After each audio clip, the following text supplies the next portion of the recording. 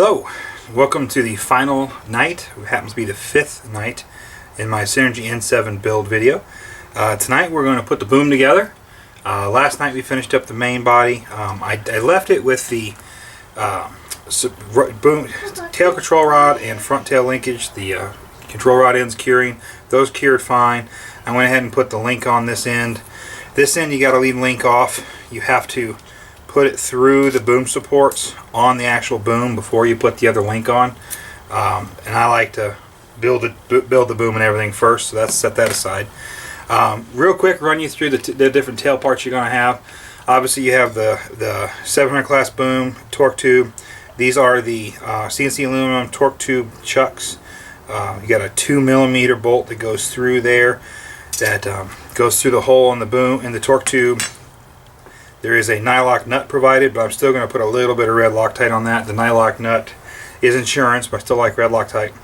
The Synergy N7 uses a standard torque tube bearing with plastic housing and rubber O-rings. We will have to lubricate those O-rings to get them down the boom. You've got plastic boom. These are tail control rod supports that go around the boom. And then over here are the four control ends for the boom support rods. This guy right here is a CNC aluminum boom clamp. Put that on. Boom assembly is pretty straightforward. Most people know this, but I'm going to say it anyway. When you're putting the torque tube bearings on the torque tube, I like to use my CA again. I know a lot of people like to use red Loctite. Red Loctite's great. It just takes a long time to cure well enough to put the boom on. CA works well if you're careful. You have to be very careful not to use too much so you don't get CA in the bearing when you're putting it together. When you're putting the torque tube bearings on, you want to make sure that you put them unequal distance from each other. And what I mean is, to avoid harmonic resonance, the distance from the end of the torque tube to the first bearing, the distance from this first bearing to the second bearing, and the distance from the second bearing to the other end need to all three be different distances. If you make them all even, you're going to encourage harmonic vibrations. So I tend to put one about a third of the way to the end and one half the distance. I'll CA those guys on, let that cure. I'm going to use a trick I picked up from a guy on the forum. I'm going to use a little Windex, spray down inside the boom, lubricate the boom, slide the torque tube down in there, and when the Windex dries, it'll dry clean. There won't be any residues in there, and the boom shouldn't, the torque tube shouldn't move around too much. I'm going to go ahead and cut the camera and CA the boom, the torque tube bearings, and install the torque tube chucks, and then I'll come back. Alright, torque tube is CA'd together down inside the boom. Torque tube is spinning nice and free. CA set up well. Bearings are very smooth. Now what I'm going to do is trial and error and experience has taught me you want to put the tail control rod and the boom clamps on before you put the tail box. That way you can have both ends of the boom free to manipulate the tail control rod, getting the other link on, getting the link sized. So I'm going to go ahead and put the boom support clamps, the tail control rod clamps on, and the boom support clamps. And when I come back, I'm going to have the torque tube, the boom rather, pretty much ready to put on the helicopter. Alright, welcome back. Alright, so I've got the torque tube in the boom. I've got the tail control rod guides, kind of sort of where they're going to end up. Obviously you can't do final placement until the boom's on the helicopter. I did get the other tail link on. Of course, Bodo sizer, size both links at both ends, make sure I've got no drag there.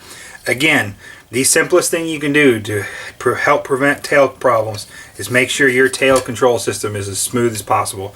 No resistance, no drag, goes a long way. What I'm going to do right now is I'm going to show you how I go about pinning the boom. The E7, just like the E5 and the E7 SE and the N7, all have a screw right in the side of the tail case. You zoom in there for you. It's right here. That screw serves one purpose and one purpose only: pinning the tail box. There's a couple of ways of doing it. Some are easier than others. I'm going to show you how I do it. First and foremost, you want to go ahead and put the tail box on. Get it seated all the way up in there. I push the tail box, the boom, all the way up into the tail box. Now I can adjust these so I'm not super worried about getting the boom perfectly square right now, but I like to get it in the ballpark so I don't have to move them too much. And then I'm going to go ahead and grab my 2.5. The bottom bolt on the fin is actually a pinch joint.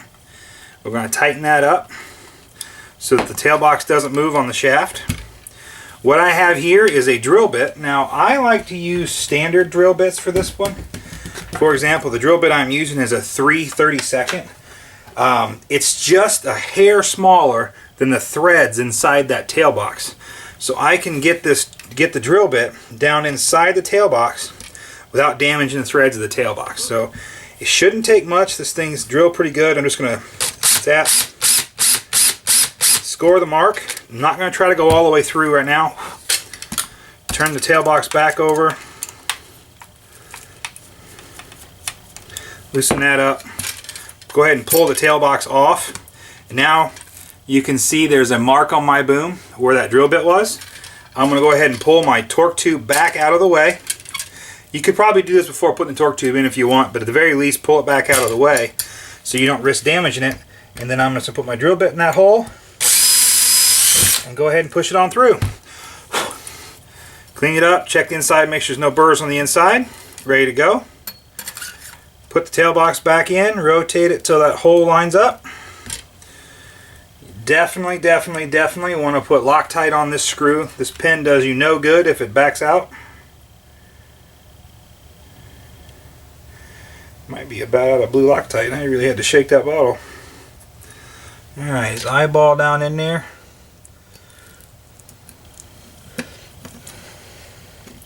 Now because that screw hole is actually a slightly smaller than the screw we used, it's going to go in a little snug, but that's on purpose. You want the screw to cut the last little bit so that it actually bites. You're actually, not only are you screwing into the tail box, but you've got some threads holding the boom too. Now if that's good, I can flip this back over and tighten up my tail box for the last time. Snug. This top screw that holds the tail fin on, I put that on off camera. You want to make sure you put Loctite in that one. It is just a standard, it's not a clamp bolt. All it does is hold the fin on. This bottom piece, like all the other pinch screws on the helicopter, do not require Loctite. Little Loctite isn't going to hurt anything, but it certainly don't require it. The clamping force is enough to help retain the screw. Now I can go ahead and get my torque tube back in. I'm going to hold the tail. I like to push the torque tube all the way in and seat it, and then just pull it back just a little bit. There we go. As you can see, my tail moves nice and smooth. Bearings are free. Next step, I'm going to go ahead and pop these links on, reposition some things, put the boom on the helicopter, and when we come back, I'll be talking about how I set up the boom supports. Alright guys, bear with me for 1 second. I might have started the camera, I touched early. I've got the boom on, boom clamps tight. There is a spot in the front of the boom here to pin the front of the boom. Never a bad idea to pin the front. Me personally, the boom clamps on this helicopter are so beefy, I've never felt the need to pin the front. But pinning the front's done the same way. Now that you have the boom square, tail box is square to the frame, the tail output shaft is perpendicular to the main shaft. You could use the same step, mark it, pull a boom out, drill it, put it back. I just personally don't think it's necessary. I'm not going to do it. Two things about the tail boom. One, and this is going to be extremely hard to see on the camera. You're just going to have to take my word for it. If you look up through this crack between the main frame and the main gear, you can see the front of the front boom clamp. When you're putting the boom into the clamps, you want to look through there and push the boom in until you can see the tip of the boom sticking out past the clamp, and then back it out until it's flush. If you let the boom push all the way up in there and impact the torque tube transmission, you're going to apply undue pressure to the bearings, possibly mess with the geometry and alignment of the torque tube transmission, and certainly going to cause a lot of extra drag. So look through that little easeway, line the boom up so it's flush with the front of the front boom clamp, and snug it down. Again, check to make sure your tail box and output shaft are square to the perpendicular to the main shaft, and then tighten it all up. Once you do that, You can connect your tail control rod. As you can see, I got the tail control rod connected down there. You want to make sure that when you're hooking up the tail with the rudder servo centered, the linkage in the middle here centered, you want to adjust your tail rod so the tail bell crank is perpendicular to the frame, or as darn close as possible. Given that these are not turnbuckles, you only have half turns to work with, it is a little more difficult to get it exactly. I got this one pretty close. I'm quite happy with that. So when the servo is centered, the horn is centered, the linkage is centered, the turnbuckle is centered in its travel, everything is good there. One thing you are going to notice, when the turnbuckle is centered, the tail actually has a couple of degrees of pitch built into it. That's to naturally counter the torque of the rotor. That is normal. You want to center the bell crank. Don't set 0 on the pitch. Center the bell crank on the tail box. All that's really left to do now, and I'm going to try again. Try to set the helicopter up there so you can see it.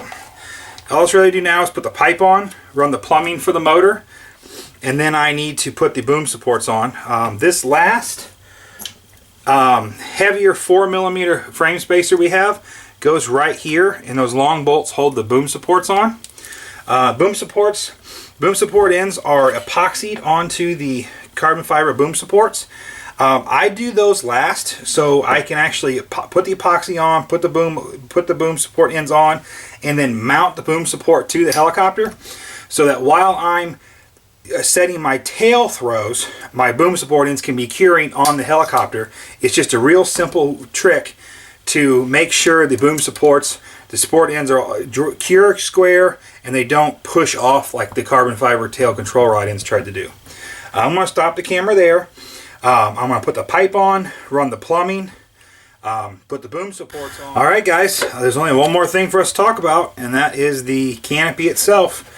I got the tail control rod, tail travels adjusted, double checked all my comps. I even set some preliminary values for roll rate and whatnot, and get to use some values I'm familiar with in the N7 in the flybarless. So helicopter's basically ready to go. Now it's time to deal with the canopy. In the box you had a couple of baggies. These are the plastic pieces that match up to the rest of the front canopy mount, and these are the grommets for the canopy for the rear mounts. These guys right here are actually the tail blade spacers and the axle bolts for the actual tail pieces on. All of this is needed for the canopy. Basically what you do here is these grommets here are going to go in the back. Now Matt did a really good job with the shop on these canopies. I have not had to trim or get my canopy reamer out, body reamer, to get these grommets in on the other one. And it certainly looks like, yep, this production kit's going to do the same thing. The grommets go right in. Get grommets on both sides here. Let's back that out so you can actually see what I'm doing. I find it easier just to start an edge and to kind of fold it up on itself, working it around. It's not real rocket science, but you want to be ginger. These are silicone rubber, rubber grommets. They will tear if you're not careful. Those grommets are in. The front mounts are actually pretty easy. Now these are going to be a little hard to do on camera because you've got to do from the inside. But basically you've got this U-shaped piece of plastic, and it has a shelf on the back that is milled in a oval. The front canopy mount has that same oval shape in it. Now when you put this up in there, you want the open side of that bracket facing the back. It goes up in there like that, and it fits right in there. This washer and this screw, cap screw, go through the front and screw into the dowel ring mount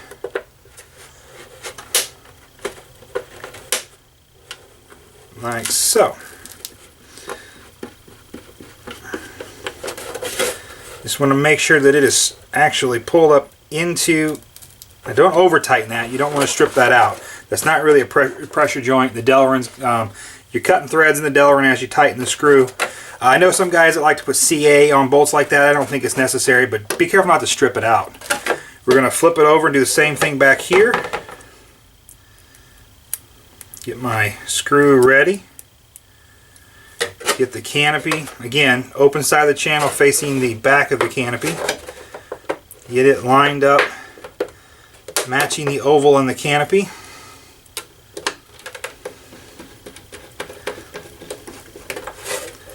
Snug that guy on up. And voila! Canopy's ready to go on. Alright guys, I'm going to make a point of showing this in better detail when I do the maiden flight. I'll have the camera off the pedestal out the field so you'll be able to see a little easier, but I'm going to try to show you.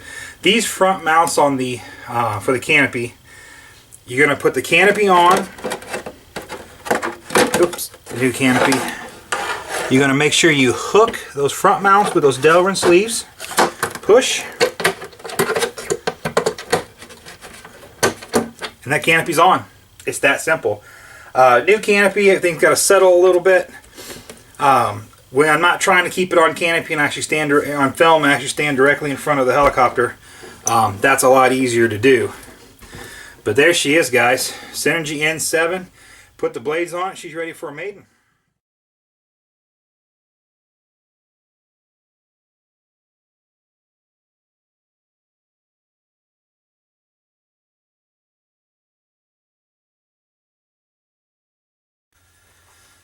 Hello, Chris Sexton with Team Synergy here. What you see before me is the much anticipated brand new Synergy N7. We're going to take a minute and do an unboxing, take you through what's in the box, what it looks like, talk about a few things, and then get things set up. And I'm going to go ahead and do a build video on this. I got a couple of requests. I don't mind doing them. I've got a friend who asked me to help him put his production kit together. So we're going to build his production kit on camera. Pretty box, nice full color box. Got some cool pictures of the different events that Synergy was big at this year on one side. Nice big pretty picture Amy took of the actual N7 flying on the front. Very well done box. Some of the Synergy boxes in the past have been a little plain. Matt has really stepped it up. I like it. I have a feeling Amy has something to do with that, though. I'm going to go ahead and cut the camera and get ready. Okay, got the lid off the box here. As you can see, just like with the other models, you have a note here from Matt thanking you for buying the kit, hoping you enjoy it, and then giving you a link to the most current manual version. Get a lot of questions about this. Why doesn't Matt put a manual in the box?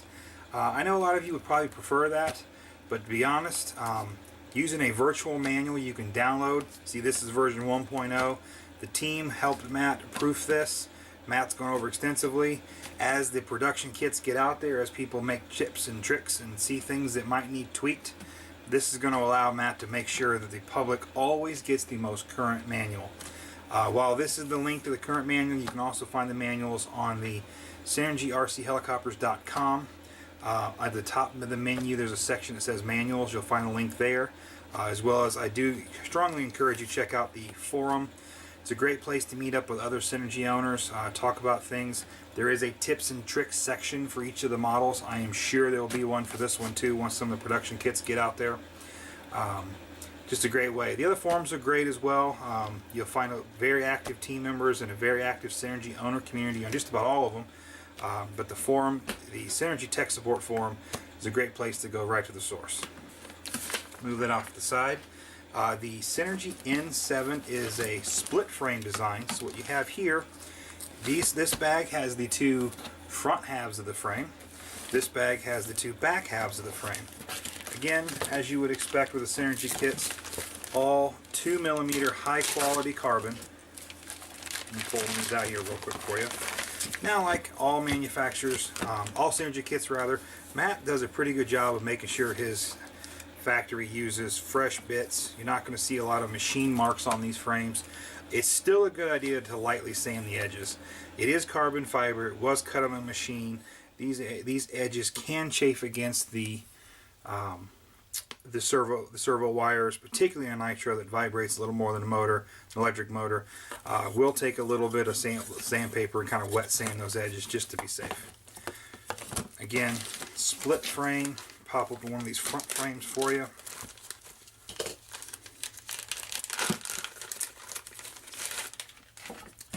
So what we have here is there's the back frame, the front frame ends up looking like that. Those two pieces together give you the frame. Now the nice thing about going with a split frame design is if you go in nose first and you damage the front corner, you can replace just this piece. You don't have to buy the entire frame pieces. It brings the maintenance and repair crash costs down. It's going to take a pretty massive impact to break both sets of frames. So I really like that Matt has done a split frame. This front corner we'll talk about when it comes time is also reinforced with some carbon fiber reinforcement, basically a double layer of carbon fiber in the nose. Very, very, very sturdy. Set those off to the side for a minute. In this box we're going to find, yep, that's what I was expecting to see. A nice high definition canopy. Now I'm going to tell you, this canopy is a little bit different than the other Synergy canopies. This canopy was, the art for this canopy and the design of this canopy was created by team member Rob Cherry with Matt's guidance, of course. Color scheme, again, Matt named these guidance, but the shape is very unique for Synergies. Very aggressive, high quality carbon, fits in all the right places. This canopy also has a new front mounting system. We're going to talk about that in detail when it comes time, but basically the front of the canopy hooks onto the frame, and then you have the standard, what's become standard for Matt, the keychain releases for the rear. This is easily the fastest canopy you can take on and off of a helicopter I've ever seen.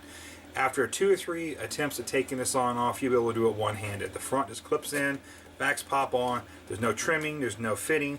Matt has made it very clear to the factory he wants these canopies ready to go on.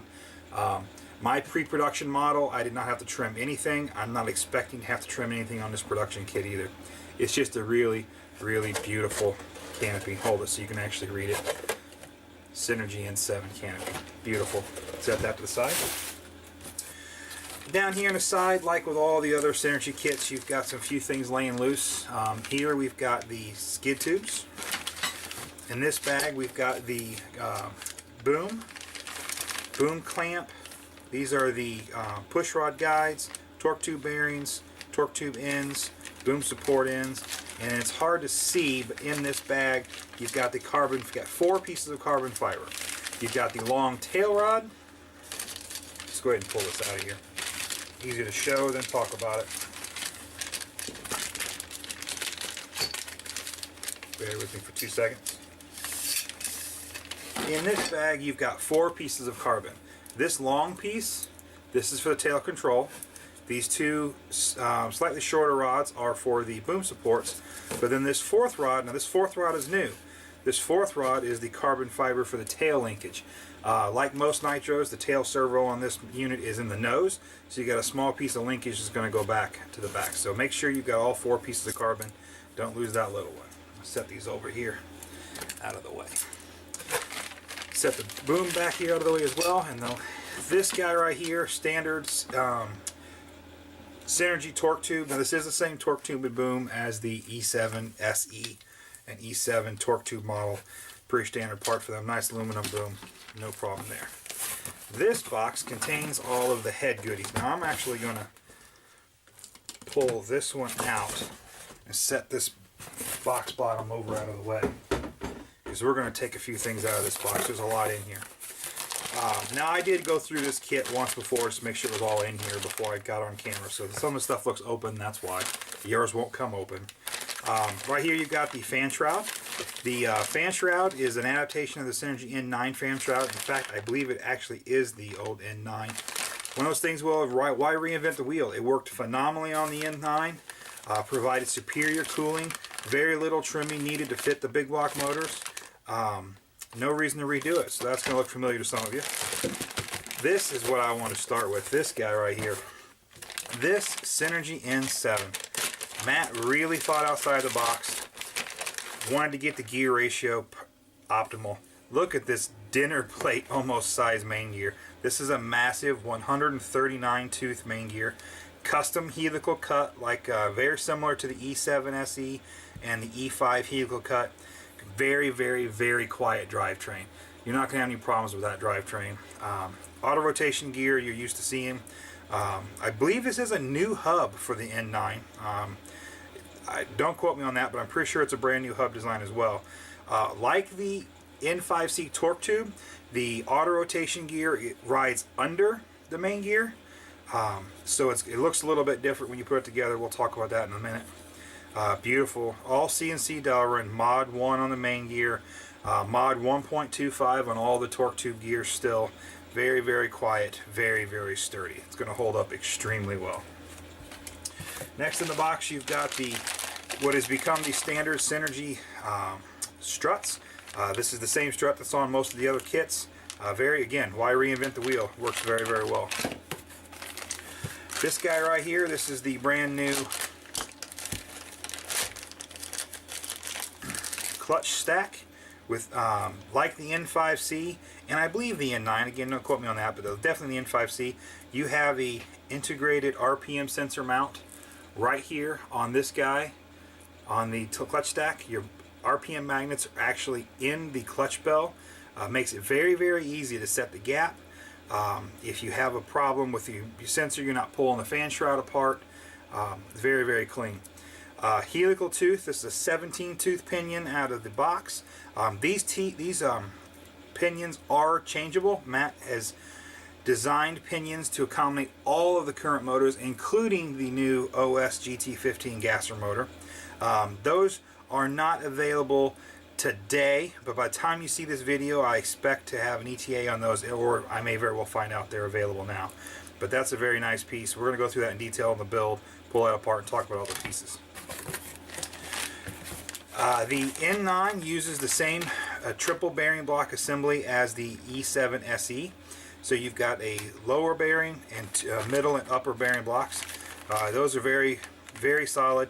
Again, like with all of Matt's other kits, the bolts are pre-inserted into their respective holes. That is for parts count pre-assembly. Nothing's Loctited, nothing is permanently attached. They're just in the hole, so A, you know which bolt goes in what hole, and B, the factory can make sure they get everything.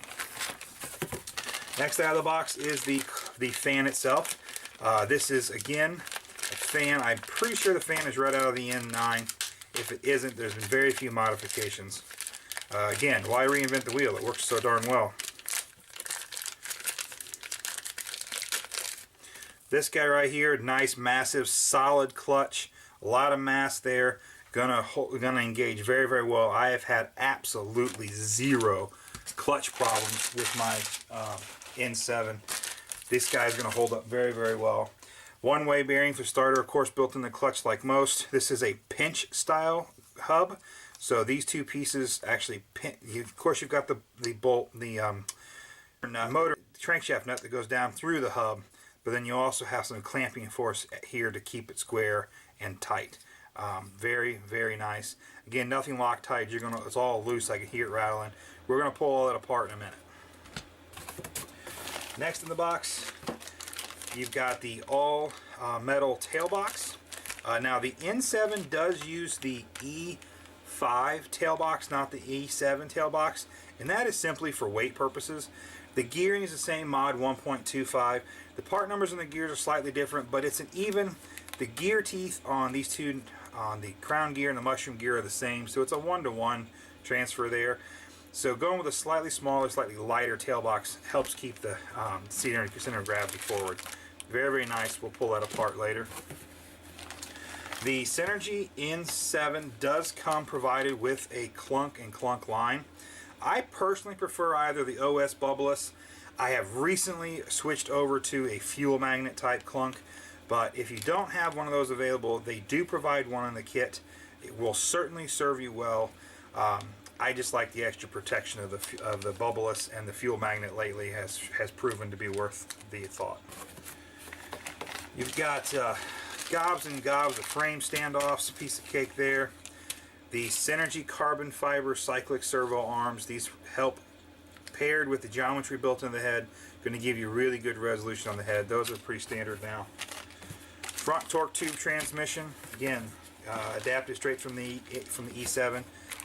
Adapted, it's not a 1-to-1 fit. Got skid mounts, boom clamps, fuel tank. Talk about the fuel tank for a second. The E7, it's not the first, as it was pointed out to me when I made the mistake of saying it was. It's not the very first helicopter to have a CG neutral fuel tank, but it is one of the only ones currently in production that I know of. Massive 22-ounce fuel tank, perfectly aligned under the main shaft. Doesn't matter if this tank is empty, full, or half full. Center of gravity is the same. Very well thought out. Matt really put a lot of effort into making sure the center of gravity was not affected by the fuel. And it's a big tank, 22 ounces. Nice long flight times. I like that one a lot. Next in the box, this is the arm for the tail linkage, our motor mounts. This bag here has all the individual small pieces of carbon fiber. This bag we're used to seeing now, this is the same head that is on the E7 SE. This is the new SE style head with the lowered head block, the pivoting swash, feathering shaft, and integrated follower arms. Also, these blade grips do have the grease ports. We'll go through that in more detail with time to build it, but that is the E7 SE head, standard on the N7. Nice low profile look. You guys are going to like that.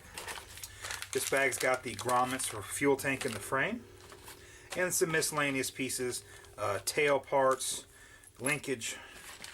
Here's the rest of that clamps for the clips for the new front canopy mount, and then servos and extra parts bag.